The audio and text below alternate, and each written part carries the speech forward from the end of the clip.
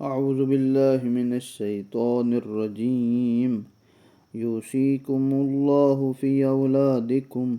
للذكر مثل حظ الأنثيين فإن كن نساء فوق اثنتين فلهن ثلثا ما ترك وإن كانت واحدة فلها النصف ولأبويه لكل واحد منهما السدس مما ترك إن كان له ولد فإن لم يكن له ولد وورثه أبواه فلأمه ثلث فإن كان له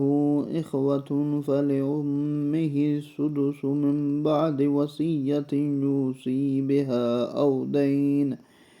آباؤكم وأبناؤكم لا تدرون أيهم أقرب لكم نفعا فريضة من الله إن الله كان عليما حكيما. ولكم نصف ما ترك أزواجكم إن لم يكن لهن ولد فإن كان لهن ولد فلكم الربع مما تركن من بعد وصية يؤصين بها أو دين ولهن ربع مما تركتم إن لم يكن لكم ولد فإن كان لكم ولد فلهن الثمن مما تركتم من بعد وصية يؤصون بها أو دين وإن كان رجل يورث كلالة أو امرأة وله أخ أو أخت فلكل واحد منهما السدس فإن كانوا أكثر من ذلك فهم شركاء في ثلث من بعد وصية يوصى بها أو دين غير مضار وصية من الله والله علیم حکیم۔ سورہ نساء کی 11ویں آیت میں جہاں پر وراثت کے احکام جاری تھے، اللہ تمہاری اولاد کے بارے میں تمہیں ہدایت فرماتا ہے۔ ایک لڑکے کا حصہ 2 لڑکیوں کے حصے کے برابر ہے، پس اگر لڑکیاں 2 سے زائد ہوں تو ترکے کا 2/3 ان کا حق ہے، اور اگر صرف ایک لڑکی ہے تو نصف ترکہ اس کا ہے۔ اور میت کی اولاد ہونے کی صورت میں والدین میں سے ہر ایک کو ترکے کا 1/6 حصہ ملے گا۔ اگر میت کی اولاد نہ ہو بلکہ صرف ماں باپ اور اس کے وارث ہوں تو اس کی ماں کو 1/3 حصہ ملے گا۔ پس اگر میت کے بھائی ہوں تو ماں کو 1/6 حصہ ملے گا۔ یہ تقسیم میت کی وصیت پر عمل کرنے اور اس کے قرض کی ادائیگی کے بعد ہوگی۔ تمہیں نہیں معلوم تمہارے والدین اور تمہاری اولاد میں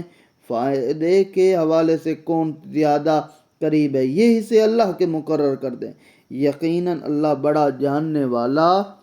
اور باحکمت ہے۔ اور تمہیں اپنی بیویوں کے ترکے میں سے اگر ان کی اولاد نہ ہو نصف حصہ ملے گا، اور اگر ان کی اولاد ہو تو ان کے ترکے میں سے 1/4 تمہارا ہوگا۔ یہ تقسیم میت کی وصیت پر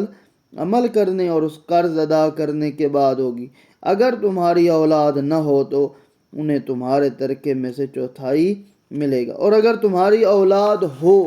تو انہیں تمہارے ترکے میں سے 8واں حصہ ملے گا۔ یہ تقسیم تمہاری وصیت پر عمل کرنے اور قرض ادا کرنے کے بعد ہوگی۔ اگر کوئی مرد یا عورت بے اولاد ہو اور والدین بھی زندہ ہوں، اس کا ایک بھائی یا ایک بہن ہو تو بھائی اور بہن میں سے ہر ایک کو 1/6 حصہ ملے گا۔ پس اگر بہن بھائی ایک دوسرے سے ایک سے زیادہ ہوں تو سب 1/3 حصے میں شریک ہوں گے۔ یہ تقسیم وصیت پر عمل کرنے اور قرض ادا کرنے کے بعد ہوگی، بے شرط یہ ضرر رساں بھی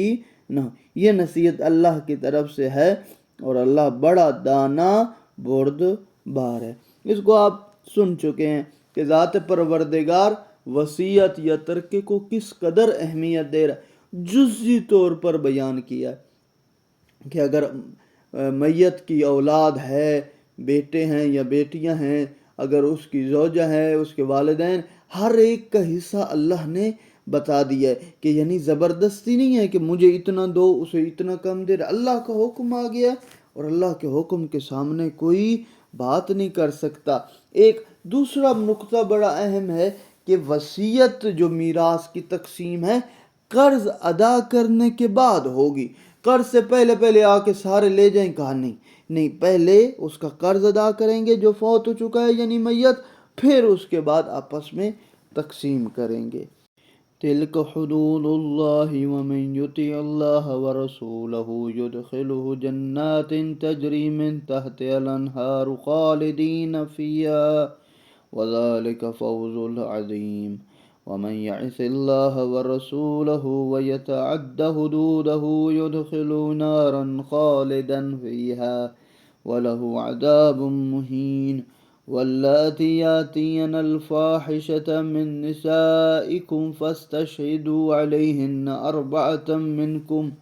فإن شهدوا فأمسكوهن في البيوت حتى يتوفاهن الموت أو يجعل الله لهن سبيلا واللذان يأتيانها منكم فآذوهما فإن تابا وأصلحا فأعرضوا عنهما إن الله كان توابا رحيما إنما التوبة على الله للذين يعملون السوء بجهالة ثم يتوبون من قريب فأولئك يتوب الله عليهم وكان الله عليما حكيما وليست التوبة للذين يعملون السيئات حتى إذا حضر أحدهم الموت قال إني تبت الآن ولا الذين يموتون وهم كفار أولئك أعتدنا لهم عذابا أليما۔ پھر فرمایا ذات پروردگار نے یہ اللہ کی مقررہ کردہ حدود ہیں، جو شخص اللہ اور اس کے رسول کی اطاعت کرے گا اللہ اسے ایسے باغوں میں داخل کرے گا جن کے نیچے نہریں بہہ رہی ہوں، جن میں وہ ہمیشہ رہیں گے، اور یہی تو بڑی کامیابی ہے۔ جو اللہ اور اس کے رسول کی نافرمانی کرتا ہے، اس کی حدود سے تجاوز کرتا ہے، اللہ اسے داخل جہنم کرے گا جہاں وہ ہمیشہ رہے گا، اس کے لیے ذلت آمیز سزا ہے۔ اور تمہاری عورتوں میں جو بد کرداری کی مرتکب ہو جاتی ہیں ان پر اپنے مسلمانوں میں سے 4 افراد کی گواہی لو، یعنی نعوذ باللہ اگر وہ زنا کرتی ہیں، پھر اگر وہ گواہی دیں تو ان عورتوں کو گھروں میں بند رکھو یہاں تک کہ موت انہیں انجام آ پہنچے۔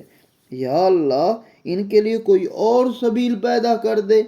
اگر تم میں سے 2 اشخاص بد کرداری کا ارتکاب کریں تو ان دونوں کو اذیت دو، پھر اگر وہ دونوں توبہ کریں اور اپنی اصلاح کر لیں تو ان کا پیچھا چھوڑ دو، بے شک اللہ بڑا توبہ قبول کرنے والا رحم کرنے والا ہے۔ اللہ کا ذمہ صرف ان لوگوں کی توبہ قبول کرنا ہے جو نادانی میں گناہ کا ارتکاب کر بیٹھے ہیں، جان بوجھ کے توبہ والی قبول نہیں ہوتی، پھر جلدی توبہ کر لیتے، اللہ ایسے لوگوں کی توبہ قبول کرتا ہے اور اللہ بڑا دانا اور حکمت والا ہے۔ ایسے لوگوں کی توبہ حقیقت میں توبہ ہی نہیں ہے جو برے کاموں کا ارتکاب کرتے رہتے ہیں یہاں تک کہ ان میں سے کسی کی موت کا وقت آ پہنچا تو وہ کہ کہہ اٹھتا ہے اب میں نے توبہ کی، اور نہ ہی ان لوگوں کی توبہ قبول ہے جو مرتے دم تک کافر رہتے ہیں۔ ایسے لوگوں کے لیے ہم نے دردناک عذاب تیار کر رکھا ہے۔ یہاں پر ذات پروردگار نے ایک بڑا مہم مسئلے کی طرف توجہ دلائی کہ 4 مردوں کی گواہی سے زنا کی سزا ثابت ہوتی ہے۔ ایسے ایک بندے نے دیکھا، 2 نے دیکھا نہیں، اور 4 ہوں اور 4 عادل ہوں اور بیک وقت دیکھ رہے ہوں، خود انہوں نے اپنی آنکھوں سے دیکھا ہو کہ یہ فلاں بندہ فلاں کے ساتھ زیادتی کر رہا تھا، تب اس کو سزا ملتی ہے۔ اگر مرد اور عورت دونوں بد کرداری کے مرتکب ہو جائیں تو اس وقت ان دونوں کے لیے ابتدا میں یہ سزا تجویز کی گئی ہے۔ اور اسی طرح توبہ 2 باتوں پر مشتمل ہے، ایک اپنے کیے پر نادم ہونا اور دوسرا عدم ارتکاب، یعنی آئندہ میں یہ گناہ نہیں کروں گا، تب وہ توبہ قبول ہوتی ہے، تب ذات پروردگار اس کو قبول کرتا ہے۔ اور اسی طرح اگر وہ یہ ندامت اور یہ جو پریشانی ہے، یہ جو شرمندگی ہے ہمیشہ کے لیے، تب وہ ذات پروردگار قبول کرے گا، ایک کہ اور آئندہ بھی وہ گناہ نہیں کرے گا۔ اور اسی طرح اللہ جو لوگ توبہ نہیں کرتے اور موت کے قریب تو ان کی بھی قبول نہیں کی جاتی، اور وہ بندے جو کافر رہتے ہیں اور موت کو دیکھتے ہیں اس وقت وہ ایمان لانے کی سوچتے ہیں یا کہتے ہیں، اللہ اس وقت بھی جیسے ان کی توبہ قبول نہیں کر رہا، اس طرح کافروں کی بھی نہیں سنی جائے گی۔ یا ایہا الذین آمنوا لا یحل لکم ان ترثوا النساء کرہا ولا تعضلوهن لتذهبوا ببعض ما آتيتموهن إلا أن يأتين بفاحشة مبينة وعاشروهن بالمعروف فإن كرهتموهن فعسى أن تكرهوا شيئا ويجعل الله فيه خيرا كثيرا وَإِنْ أَرَدْتُمُ اسْتِبْدَالَ زَوْجٍ مَكَانَ زَوْجٍ وَآتَيْتُمْ إِحْدَاهُنَّ قِنْطَارًا فَلَا تَأْخُذُوا مِنْهُ شَيْئًا أَتَأْخُذُونَهُ بُهْتَانًا وَإِثْمًا مُبِينًا وَكَيْفَ تَأْخُذُونَهُ وَقَدْ أَفْضَىٰ بَعْضُكُمْ إِلَىٰ بَعْضٍ وَأَخَذْنَ مِنْكُمْ مِيثَاقًا غَلِيظًا ولا تنكحوا ما نكح آباؤكم من النساء إلا ما قد سلف إنه كان فاحشة ومقتا وساء سبيلا حرمت عليكم أمهاتكم وبناتكم وأخواتكم وعماتكم وخالاتكم وبنات الأخ وبنات الأخت وأمهاتكم اللاتي أرضعنكم وأخواتكم من الرضاعة وأمهات نسائكم وربائبكم اللاتي في حجوركم من نسائكم اللاتي دخلتم بهن فإن لم تكونوا دخلتم بهن فلا جناح عليكم وحلائل أبنائكم الذين من أصلابكم وأن تجمعوا بين الأختين إلا ما قد سلف إن الله كان غفورا رحيما۔ اے ایمان والو، تمہارے لیے جائز نہیں ہے کہ تم اپنی عورتوں کے جبراً وارث بنو، اس نیت سے انہیں قید نہ رکھو کہ تم نے جو کچھ انہیں دیا ہے اس میں سے کچھ حصہ واپس لے لو، یہ بھی صحیح نہیں ہے، مگر یہ کہ وہ مبینہ بدکرداری کی مرتکب ہوں اور ان کے ساتھ اچھے انداز میں زندگی بسر کرو۔ اگر وہ تمہیں ناپسند ہیں تو ہو سکتا ہے کہ ایک چیز تمہیں تو ناپسند ہو مگر اللہ اس میں بہت سی خوبیاں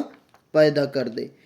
اور اگر تم لوگ ایک زوجہ کی جگہ دوسری زوجہ لینا چاہو، ایک کو بہت سا مال بھی دے چکے ہو تو اس میں سے کچھ بھی واپس نہ لینا۔ کیا تم بہتان اور صریح گناہ کے ذریعے مال لینا چاہتے ہو؟ اور دیا ہوا مال تم کیسے واپس لے سکتے ہو جبکہ تم ایک دوسرے سے مباشرت کر چکے اور تم سے شدید عہد و قرار لے چکی ہیں؟ اور ان عورتوں سے نکاح نہ کرو جن سے تمہارے باپ نکاح کر چکے ہیں، مگر جو کچھ ہو چکا سو ہو چکا۔ یہ کھلی بے حیائی اور ناپسندیدہ عمل ہے اور برا طریقہ ہے۔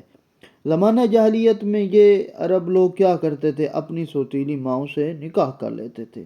تو اللہ نے بھی کہا یہ برا طریقہ ہے اور بے حیائی، یہ پہلے والے بھی اس کو بے حیائی سمجھتے تھے اور برا سمجھتے۔ اور تم پر حرام کر دی گئی ہیں تمہاری مائیں، تمہاری بیٹیاں، تمہاری بہنیں، تمہاری پھپھیاں، خالیں، بھتیجیاں، بھانجیاں، تمہاری وہ مائیں جو تمہیں دودھ پلا چکی ہیں، اور تمہاری دودھ شریک بہنیں، بیویوں کی مائیں جن بیویوں سے تم نزدیکی کر چکے ہو، ان کی وہ بیٹیاں جو تمہاری پرورش میں رہی ہیں۔ لیکن اگر ان بیویوں سے صرف عقد ہوا ہو اور نزدیکی نہ ہوئی ہو تو کوئی حرج نہیں ہے۔ نیز تمہارے سلبی بیٹوں کی بیویاں اور دو بہنوں کا باہم جمع کرنا، مگر جو پہلے ہو چکا سو ہو چکا، بے شک اللہ بڑا بخشنے والا رحم کرنے والا ہے۔